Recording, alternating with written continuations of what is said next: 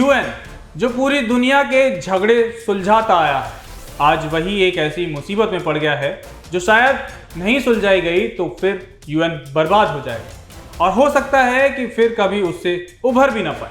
अब आप ये सोच रहे होंगे कि ऐसा क्या हो गया जो इतनी बड़ी संस्था को बर्बादी के मुहाने पर खड़ा कर दिया है। ऐसा दावा किया जा रहा है कि यूएन के पास केवल लगभग 141 दिनों का ही पैसा बचा है। वो संस्था जो दुनिया को मदद पहुंचाती है वो आज खुद अपनी सांसें गिन रही है और कहीं ना कहीं इसके पीछे की वजह भी अमेरिका ही है। सवाल है कि इसके पीछे अमेरिका कैसे और क्यों इतनी बड़ी संस्था का ये हाल हुआ। ये सब जानिए हमारी इस स्पेशल रिपोर्ट में। पूरी दुनिया के झगड़े सुलझाने वाला संयुक्त राष्ट्र आज खुद एक ऐसे संकट में फंसा है जिससे उसका अस्तित्व खतरे में पड़ गया है। खबर चौंकाने वाली है। दुनिया की सबसे बड़ी संस्था के पास केवल जुलाई के अंत तक का खर्च चलाने लायक पैसा बचा है। करीब 35,000 करोड़ रुपए की भारी भरकम बकाया राशि में से 95% हिस्सा अकेले महाशक्ति अमेरिका का है। महासचिव एंटोनियो गुटेरेस की चेतावनी ने दुनिया भर में खलबली मचा दी है। उन्होंने कहा कि अगर समय रहते ये उधार नहीं चुकाया गया तो दुनिया भर में चल रहे शांति अभियान और मानवीय कार्यक्रम ठप हो सकते हैं, क्योंकि देशों का ये बकाया यूएन को कंगाली की ओर धकेलने का काम कर रहा है।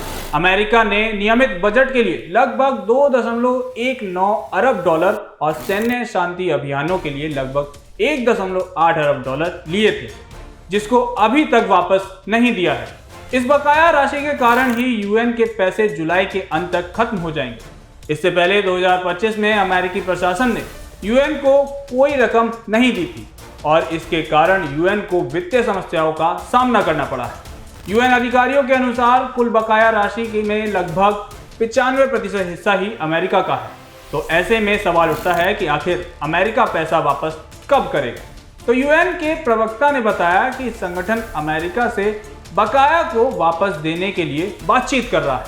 ये भी जानने की कोशिश कर रहा है कि कितनी रकम कब और किस मात्रा में अमेरिका द्वारा दी जाएगी, जिससे वो आगे का प्लान कर सके।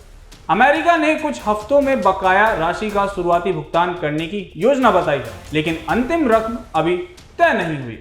गुटेरेस और अमेरिकी अधिकारियों के बीच इस बारे में बातचीत चल रही है, लेकिन साफ तारीख या कुल राशि अभी सामने नहीं आई।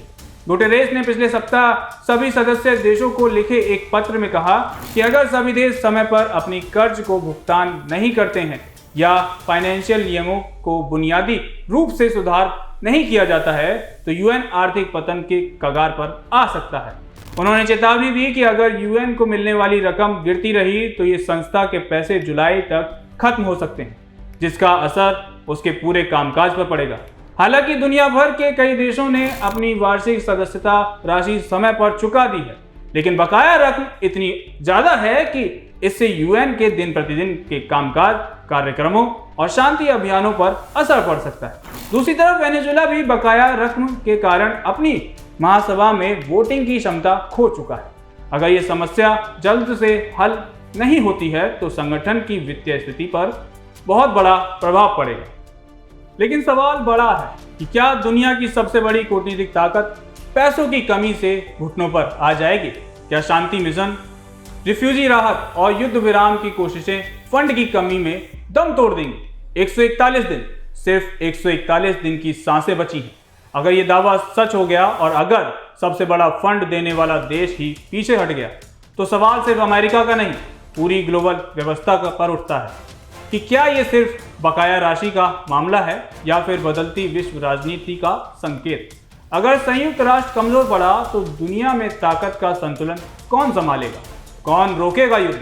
कौन पहुंचाएगा मदद और कौन करेगा संवाद? आप क्या सोचते हैं कि क्या अब समय आ गया है जब अमेरिका को तुरंत अपना बकाया चुका देना चाहिए या फिर यूएन को खुद अपने ढांचे में बड़े सुधार करने होंगे? अपनी राय हमें कमेंट सेक्शन में जरूर बताएं। कैमरे के पीछे मेरे सहयोगी मिनाज हैं, मेरा नाम तरुण है। जनतंत्र टीवी पर खबरों का सिलसिला यूं जारी रहेगा। नमस्कार।